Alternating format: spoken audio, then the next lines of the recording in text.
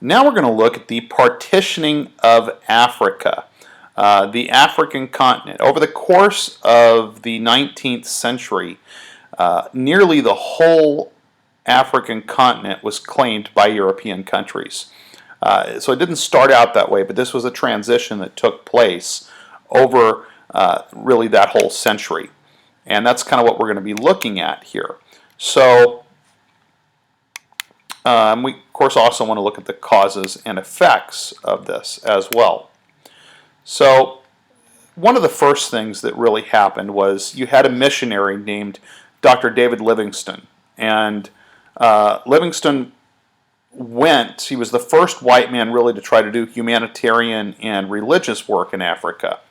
And so, he went right into South and Central Africa, and he disappeared. People hadn't heard from him in years, and it was widely presumed that he was dead.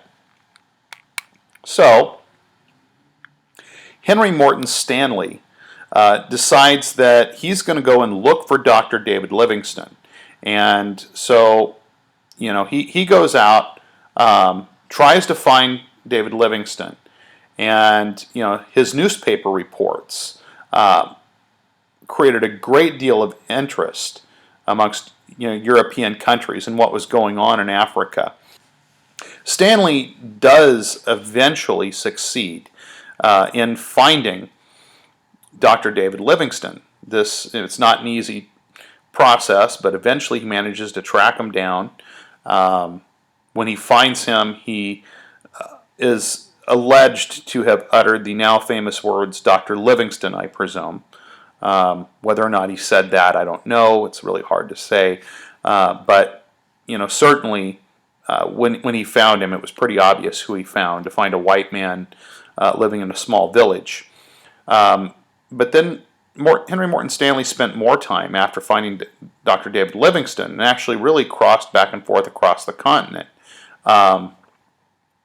following quite a unique path into the interior of Africa, and had numerous brushes with death. Africa is an incredibly dangerous continent, just in terms of the natural threats that exist there.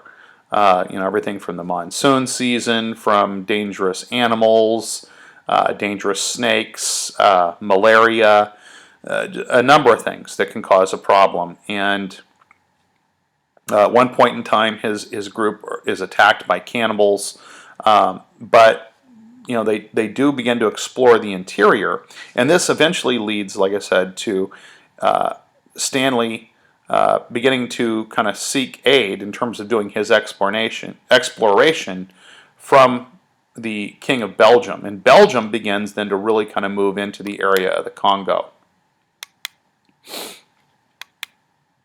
So in 1880, Europeans controlled 10% of Africa, but by 1914 they controlled all except for Liberia and Ethiopia.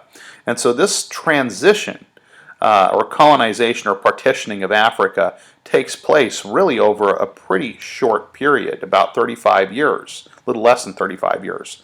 At the behest of Leopold II, Henry Morton Stanley established trading stations, signed treaties with African chiefs, and claimed land for Belgium.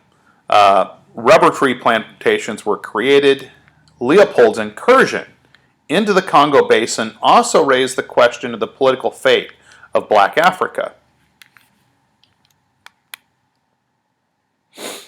And, here you can see some photos of relates to the harvesting of rubber and to them punishing so-called lazy workers. And this is where we really get into the exploitation that took place by the European powers in not just in the Congo, but in Africa in general. But specifically here, this looks at what Belgium did. And this is actually a quote from a Belgian official. He said, "It is blood-curdling to see them," referring to the soldiers, "returning with the hands of the slain, and to find the hands of young children amongst the bigger ones, evidencing their bravery. The rubber from this district has cost hundreds of lives. and the scenes I have witnessed, while unable to help the oppressed, have been almost enough to make me wish I were dead. This rubber traffic is steeped in blood, and if the natives were to rise up and sweep every white person on the upper Congo into eternity, there would still be left a fearful balance to their credit. It is estimated that there were roughly about somewhere between 5 to 8 million victims, or roughly about 50% of the population that suffered, as a result of this treatment at the hands of the Belgians.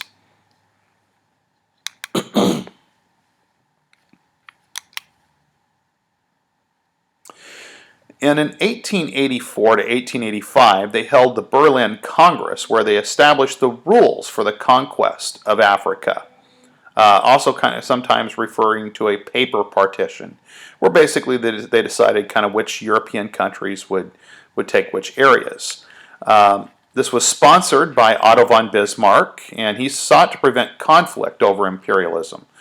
The Congress coincided with Germany's rise as an imperial power, and they agreed to stop slavery and the slave trade in Africa.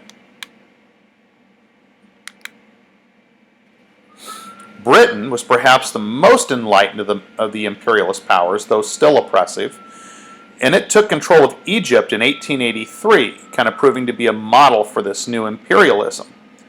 They pushed southward and took control of the Sudan. At the Battle of Omdurman in 1898, General Horatio H. Kitchener defeated the Sudanese tribesmen and killed 11,000 through the use of a machine gun, while only 28 Britons were killed. Then they had another incident known as the Fashoda incident in 1898, where there was conflict over areas of the Sudan between France and Great Britain, and France backed down in the face of the Dreyfus Affair. And of course, we looked at the Dreyfus Affair in a previous chapter, but amidst all of that turmoil surrounding the conviction of Alfred Dreyfus, a Jew who was not only wrongfully accused, but a guilty man, Ferdinand Esterhazy, was allowed to go when there was an accusation of spying, and so that case caused so much turmoil that France ended up backing down. One figure associated with this was Cecil Rhodes, who had become the Prime Minister of Cape Colony, and he was the principal sponsor of the Cape to Cairo Dream, where Britain would dominate the continent. Diamonds and gold were discovered in the Transvaal, and Rhodes wanted to extend his influence there, but the region was controlled by the Boers, who were descendants of the Dutch settlers in the area. So, in 1902, Kaiser Wilhelm II dispatched a telegram to the Boers congratulating them on defeating the British invaders without the need of German assistance. This is known as a Kruger telegram. This really angered Great Britain a great deal, became very angry with Germany, thus ramping up tensions between the two countries, who, of course, not too many years later, would end up being opponents in World War I. But, key to this, once again, was the diamond trade. And here you can see some of the different diamond kimberlites that existed in South Africa. And still today, Africa is where many of the world's diamonds really are harvested out of. So this, once again, eventually leads us into a war between the Boers and the British. A massive British force eventually defeated the Boers, and in 1910, the Transvaal, the Orange Free State, Cape Colony, and Natal combined to form the Union of South Africa.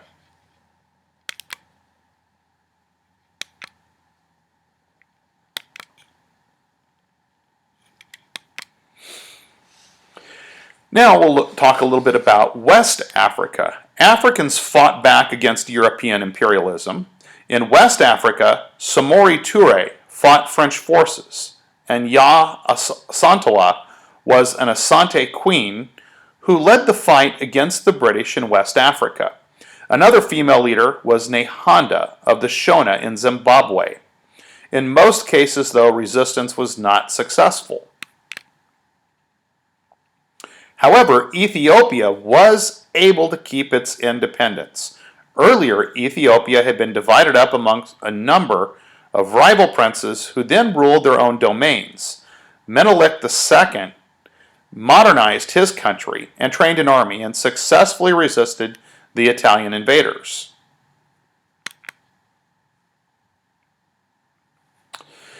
The age of imperialism caused a Western-educated African elite to emerge. Some admired Western ways and others sought independence through nationalist movements.